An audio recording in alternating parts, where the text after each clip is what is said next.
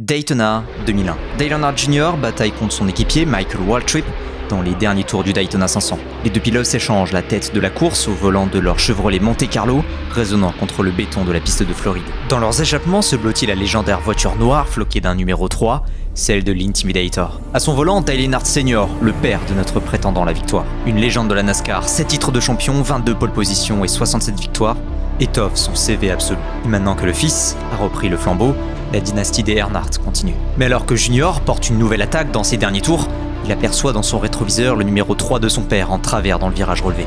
Au milieu d'un vacarme de tôle froissée, la Chevrolet noire percute le mur du speedway. De toute évidence, c'est terminé pour Earnhardt Sr. Devant, Junior a tout tenté. Il s'est 1001 fois décalé, mais n'a pas pu passer. Il ne le sait pas encore, mais il perd ce jour-là non seulement une course, mais surtout un père. Car dans l'accident du dernier tour, l'Intimidator s'est éteint à l'âge de 49 ans. Et ce, après avoir poussé une ultime fois son fils vers la ligne d'arrivée.